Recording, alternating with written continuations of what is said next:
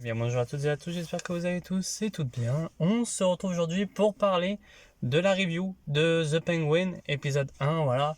Il y aura... alors, je vais pas m'avancer plus que ça, parce que très bien, je me dis, il va y avoir tant d'épisodes, enfin, tous les...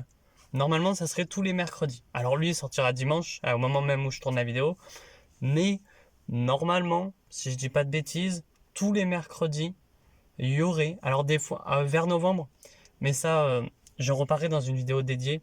C'est que en sachant que nos premières quinzaines de novembre, normalement, je déménage, disons que techniquement, les deux derniers épisodes, soit je les ferai en un seul et ça arrivera plus tard, ou soit j'aurai le temps de les regarder et donc ça sortira. Mais les deux derniers épisodes sûrement seront en décalé et arriveront beaucoup plus tard que le moment de la sortie. Donc vous étonnez pas si jamais l'épisode 7 et 8 ne sort pas les deux derniers mercredis, quoi. Enfin bref, passons. Parce que ce n'est pas le truc le plus important. Il y aura une vidéo dédiée en disant que voilà, en novembre, il y aura peut-être un ralentissement des vidéos. Enfin, ralentissement. Voilà, mais bref, passons. Alors, The Penguin, c'est sorti le 20 octobre 2024. Voilà, c'est réalisé, enfin scénarisé par Lauren Lefranc et Craig Zobel. Une durée, l'épisode 1 dure 1h07, voilà, avec générique compris. Mais ce n'est pas comme Marvel qui, eux, font un générique de 10 minutes. Non, là, c'est un... La fin dure au moins, allez, peut-être le générique dure 2 minutes, voire 1 minute. Donc, ça va. Franchement, c'est pas le pire. Hein, parce que Marvel, niveau euh, foutage de gueule sur ça, sur les génériques, ils sont forts. Enfin bref. Alors qu'est-ce que raconte Pingouin? Tout simplement, on est quelques semaines. Alors, on nous a dit que ça se passait 2 semaines avant, mais dans la série, on nous dit pas que ça se passe 2 semaines avant, on nous dit quelques semaines. Très bien, on nous dit que ça se passe 2 semaines avant et après, je veux dire. Et j'ai totalement zappé, mais on est quelques semaines après que après The Batman, voilà, qui justement on apprend toujours voilà que du coup les gangs se bougent un peu pour devenir un peu enfin il y a un remue-ménage dans le gang de Gotham. On apprend que voilà Falcon étant mort, bah, beaucoup veulent prendre sa place et malgré tout Oz, parce qu'il l'appelle Oz dans la série, décide qu'il est temps pour lui un peu de s'élever au rang de bah, tout simplement de parrain de la pègre. Alors j'ai pas de mal avec ça, mais on en reviendra plus tard. Et donc, euh, il veut être prêt à tout pour devenir ce parrain de la pègre de Gotham. Alors, mon avis, faut savoir que je n'étais pas très pour The Batchias, hein, tout simplement. Pour moi, The Batchias était un... Comment dire The Batman, pardon. The Batman, j'avais pas aimé. Même dans ma critique, enfin quand je refais tous les films d'ici, et ça reviendra aussi ça, euh, j'avais pas aimé. Et en fait, j'étais en mode, ça me saoule, ça sert à rien. Euh, et ben, et là, j'étais pas du tout hypé pour The Penguin. Il faut savoir que dès que j'ai vu l'épisode, en fait, déjà j'avais vu l'épisode, j'étais crevé. Voilà, vendredi soir, j'étais crevé. Et là, je le regarde, j'étais en mode, bon, allez, je le regarde. En fait, je me suis senti presque obligé de le regarder. Et en fait, bah, j'étais hyper surpris. Hyper surpris que ça soit un super bon épisode. Voilà. J'étais pas du tout convaincu au début et alors il y a quelques défauts, hein, mais ces défauts-là, même s'ils y étaient pas, ça ferait peut-être pas un excellent épisode hein, pour certains, mais franchement, mais même, tu vois, ça est quand même un excellent épisode, même avec ces défauts-là. Euh, alors, il y a des trucs, tu vois, par exemple, le côté où il l'appelle Oscob parce qu'il faut que ce soit plus réaliste. Alors, moi, je partirais même du principe que il l'appelle Oscob mais que ça serait plus un diminutif. Tu vois, là, même, tu vois, pour montrer que ils n'ont aucun respect pour Oswald Cobblepot, parce que voilà, on te fait comprendre que Oswald, c'est vraiment le personnage qui est un peu mis en mode on s'en fout de toi, t'es plus un pion qu'autre chose. Donc, il l'appelle Oscob, ça me gênerait pas si on me disait comme quoi c'était plus hein, en mode oui, c'est un pion et puis basta. Tu vois que ça montre un peu l'irrespect envers le personnage. Alors, voilà, j'aime beaucoup toute l'histoire. Alors, j'aime bien qu'on te rappelle. Alors, ce qui me fait rire, c'est on te rappelle que c'est durant The Batman, enfin après The Batman, mais on ne montre pas Batman. Euh, alors, j'aurais aimé comme quoi on nous montre quand même le petit côté avec The Batman, tu vois. Alors, il y a un truc qui me fait rire aussi, mais ça j'ai même pas marqué, c'est ils ont vraiment... Alors, j'espère comme quoi on va avoir des flashbacks, hein, parce que sinon, s'ils ont fait juste ça, c'était quoi l'idée? Mais pour le moment, je me dis, ils ont vraiment recast euh, Falcon, tout simplement pour faire quoi? Pour faire euh, une photo pour dire qu'il est mort. Vraiment? Là, tu pouvais pas me dire que l'ancien acteur pouvait pas revenir pour juste cette scène. Alors, je pense qu'il y aura des flashbacks parce que je crois que dans les trailers, mais j'avais pas vu les trailers justement. Je- si je me trompe pas, dans les trailers, on voit comme quoi on le revoit Falcon. Donc j'espère que ils vont nous dire que, enfin voilà, pas nous faire comme quoi. Alors, s'ils nous disent qu'il est pas mort, ça serait con, vraiment. Mais s'ils nous font des pas de flashback et je voulais juste mettre cette image-là, c'est vraiment débile.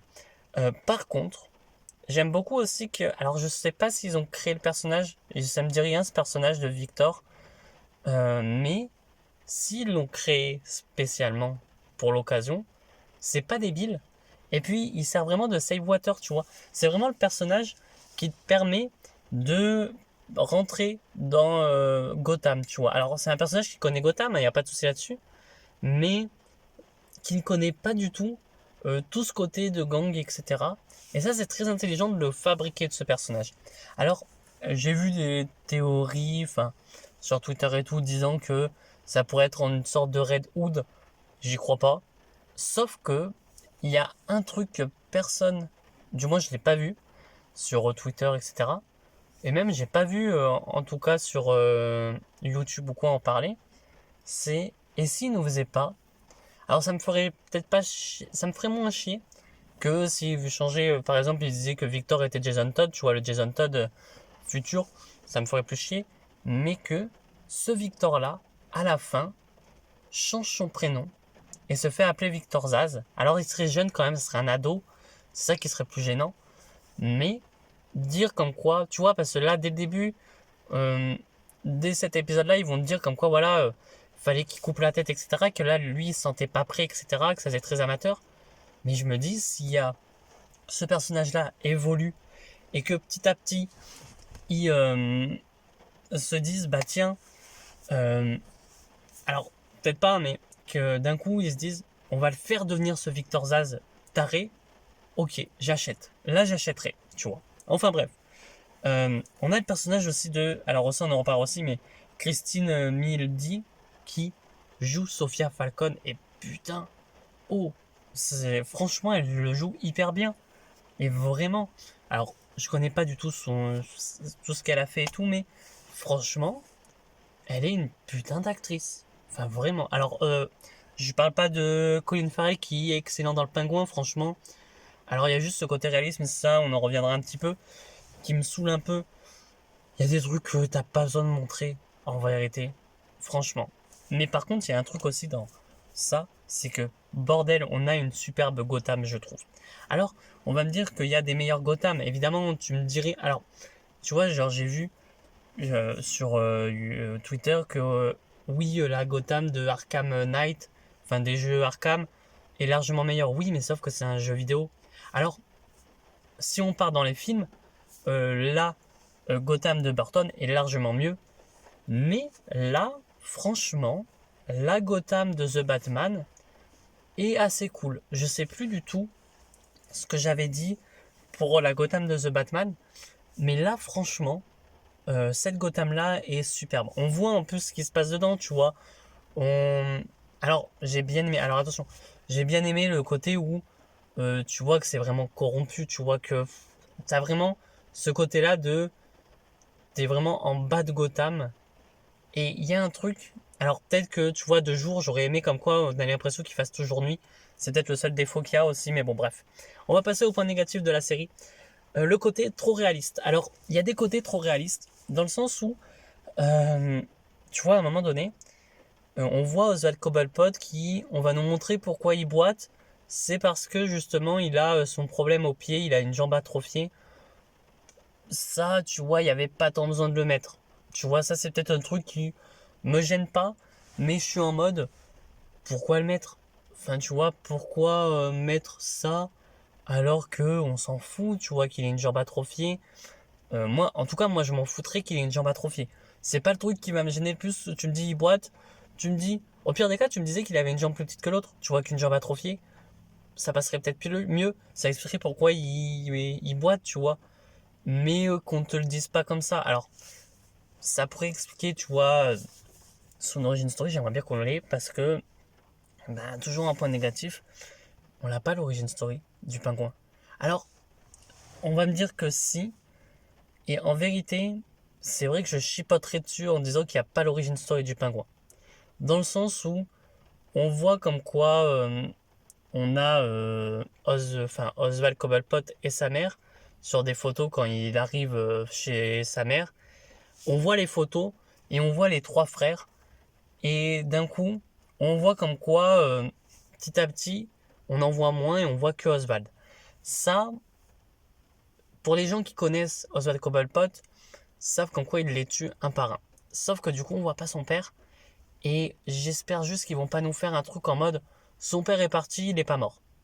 J'aimerais bien qu'ils nous disent comme quoi il est mort. Et j'aimerais beaucoup qu'ils nous disent comme quoi ils aient fait, et ça bon c'est plus voilà en attendant, mais qu'ils aient fait comme quoi son père n'est pas mort, mais que, enfin son père est mort, mais voilà, tu vois, genre d'un accident, etc. Et qu'on nous l'apprenne, qu'on ait un épisode Origin Story qui nous montre comme quoi Oswald Cobblepot les a tués. On voit le harcèlement qu'il a subi, etc. J'ai pas envie qu'on en fasse quand même un personnage qui, ça nous explique pourquoi il devient méchant et qu'on ait de la peine. Mais qu'on nous montre que dès le début il est méchant. Tu vois, dès le début. Enfin voilà. Euh, Il y a un point négatif, mais ça, comme j'en parlais dans mon avis, c'est ce point négatif de pourquoi changer le prénom de Oswald Cobblepot, tu vois, de le mettre Oscob, parce qu'en plus, surtout que si jamais on a le pingouin on a The Batman 2 et qu'on aurait la cour des hiboux, Jacob Cobb, si je me trompe pas, dans le prénom, qui est l'arrière-grand-père de Dick Grayson, ça me ferait chier parce que du coup ça le lirait entre gros guillemets à Oswald Cobblepot. Donc ça serait con de nous dire que la mère est dans la cour des hiboux, ça me choquerait pas. Alors on va me dire ouais mais elle est tarée là et tout. Oui, mais n'oublions pas que ceux de la cour des hiboux jouent des rôles dans Gotham. Tu vois, donc ça me choquerait pas que justement ils disent comme quoi dans la cour des hiboux il y ait la mère de Oswald et qu'en fait ces médicaments ils servent à rien, etc. Parce qu'elle a jamais été malade, etc. Elle fait semblant. Ça me choquerait pas. Ça me plairait même de nous dire, peut-être à la fin de la série, on nous dise, tu vois, genre, alors, moi, ça me choquerait pas que, justement, la fin de la série nous emmène à The Batman 2, tu vois. Parce que ça serait pas con. Et que à la fin de The Batman 2, on est la mère de Oswald qui arrive dans une sorte de grand parlement, le parlement des hiboux, là, avec un masque, ou alors qu'elle mette un masque qu'on sache pas qui c'est, et, qui disent à la fin que Oswald Cobblepot, c'est bon, que les cours des hiboux disent que Oswald Cobblepot a été mis au rang de la pègre et grâce à eux, tu vois, sans pourtant qu'ils le sachent. Enfin bref. Il y a juste un truc aussi, c'est le dernier point négatif, c'est Alberto Falcone. Voilà, on l'a vu 10 minutes. Alors, en vrai, il servait à rien, genre c'était vraiment le mec un peu débile, un peu taré, enfin bref. Mais franchement, j'aurais préféré que on nous le mette pas. Au pire des cas, c'était pour mettre juste ça, qu'on nous le mette pas. Enfin bref, voilà. Il servait à rien en fait. Alors oui, c'est pour faire. En vrai, le personnage principal des Falcons, c'est Sofia. Et c'est hyper intéressant. C'est plus intéressant que Alberto, quoi. Enfin bref. Passons au point positif de la série. Et le premier point positif de la série, c'est le rappel à The Batman. Ce rappel qui est dans les 5 premières minutes, enfin tout début. Et franchement, j'aime bien. Et alors, c'est peut-être un défaut, c'est qu'on nous en parle pas assez de Batman dans la série. C'est vrai que Batman, t'as l'impression qu'il n'existe plus. Alors, juste à la fin où tu vois de la part de Vengeance, tu vois, et que du coup tu te dis, bon, est-ce que justement il va pas y avoir ce côté-là où les Falcons, vous pensez que c'est Batman qui a fait ça? Pourquoi pas? Mais en vérité, ça aurait été cool de nous en parler un peu plus, mais bon, ça nous rappelle The Batman, voilà ce qui s'est passé, etc. Colin Farrell en Oswald Cobblepot, c'est un excellent acteur. Franchement, je l'adore, j'ai kiffé le personnage. Euh, c'est vraiment un personnage qui m'a plu dès le début et qui, franchement, donne envie de suivre la série. Vraiment. Tout ce côté-là où, en vrai, ils auraient pu en faire un anti-héros. Non, non, là, on montre bien que c'est un méchant, qu'il n'y a pas besoin de chipoter, c'est vraiment un méchant, et puis basta. Gotham qui est excellente, hein, évidemment. C'est une Gotham que j'adore, tu vois, on voit que alors, bête à dire, mais la prostitution dans Gotham, on voit, enfin voilà, tous les gangs, etc. On voit que t'as les bas-fonds de Gotham, que c'est une ville crasseuse, ça j'aime bien qu'on le voie. Franchement, c'est vraiment, voilà, une Gotham que j'aime bien. Voilà. Et puis, elle est souvent, j'ai remarqué, c'est souvent Gotham qui est filmé de nuit. Ça, sur le coup, on peut pas dire le contraire. Gotham est souvent filmé de nuit, comparé à quand il sort de Gotham un peu, où c'est plus de jour, pourquoi pas. Mais bon, ça m'aurait plus plu que même si on sort légèrement de Gotham, que ce soit toujours de nuit, tu vois. Ou qu'on voit que Gotham est toujours dans la pénombre, toujours dans la pollution. Voilà. Le personnage de Victor qui est excellent aussi, qui je trouve est un excellent save water, tu vois, je sais pas comment, je crois que ça se dit comme ça, save water, c'est le personnage qui euh, on peut se mettre à sa place parce qu'on n'y connaît rien, que lui-même ne connaît rien à ce qui se passe autour. Franchement, c'est un excellent personnage qui te permet de t'accrocher à lui en mode, ok, qu'est-ce qui se passe, tu vois. Alors, il y a des moments où il est pas là, tu vois, genre vers la fin, où t'as le Oswald Cobblepot à poil, euh, qui est dénudé de ses pouvoirs, qui est dénudé de tout, tu vois, qui, voilà, où t'es en mode, bah, il est pas là, mais en même temps, il avait rien à faire ici, tu vois. Alors, il y a juste un truc qui m'a fait rire, c'est la voiture violette de Oswald. Alors, par contre, c'est vrai que j'ai pas dit, le pingouin, dans cette série, enfin en tout cas dans ce premier épisode, a les couleurs de la toute première couleur qu'il avait au tout début de son apparition, le violet, tout simplement. Enfin bref, alors on a Sophia Falcon, bah en gros tout l'acting en vrai est excellent. On a Sophia Falcon qui vraiment est excellente dans le rôle. Franchement, elle joue vraiment très bien la tarée, la folle.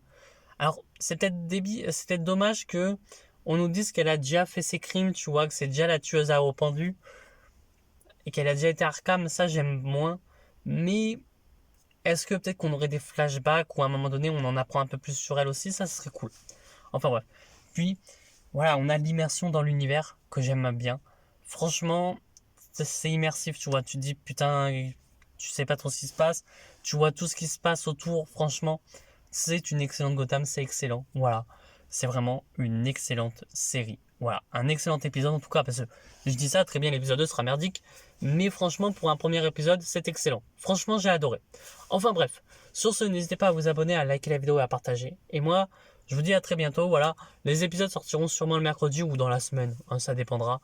Et moi, je vous dis à très bientôt et à très vite pour de prochaines vidéos. Allez, ciao tout le monde.